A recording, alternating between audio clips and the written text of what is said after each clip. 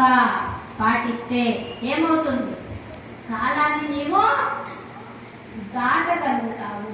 కాలము నీ చేతిలో ఉంది. అంతెందుకండి, భీష్మాచార్యుల వారికి వరం ఎవరిచ్చారు? భీష్మాచార్యుల వారికి వరం ఎవరిచ్చారు? శంతనుడండి తండ్రి. ఎవరిచ్చారు? నేను చెప్పాను కదా, చెప్పొచ్చు కదా. ఎవరు?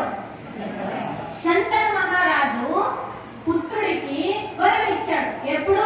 సత్యవతి అమ్మని శంతను మహారాజు ఎక్కడో ఆయన వేటకెళ్ళినప్పుడు ఈ అమ్మాయిని చూసి మోహపడతాడు. ఈ అమ్మాయికి అప్పటికి భార్య ఉంటుంది, ఈ అమ్మాయిని పెళ్లి చేసుకుంటే బాగుంటుంది అని మోహింపజేస్తుంది మనస్సు అన్నమాట. కుతూహలానికి రోజు చేస్తుంది.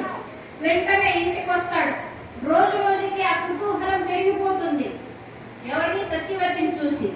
సరే, ఒకరోజు ఏమైందని చెప్పి శంతనుడు ఆయన దగ్గరికి వెళ్ళి సత్యవతి యొక్క తండ్రి దగ్గరికి వెళ్ళి అడుగుతాడు, అయ్యా మీ అమ్మాయిని నాకు ఇస్తారా, పెళ్లి చేసుకుంటాను అని. అంటే ఆయన ఏమంటాడో తెలుసా? నా బిడ్డకు పుట్టినటువంటి పిల్లల్ని మాత్రమే రాజుని చేస్తానని నాకు మాట ఇవ్వు, నేను నా బిడ్డనిచ్చి పెళ్లి చేస్తాను. ఏ తండ్రి ఇలాగే కోరుకుంటాడండి, నా బిడ్డ బాగుంటే వాడు ఏమన్నా కానీ, మా బిడ్డ బాగుంటే చాలు. వాడు అల్లుడు కూడా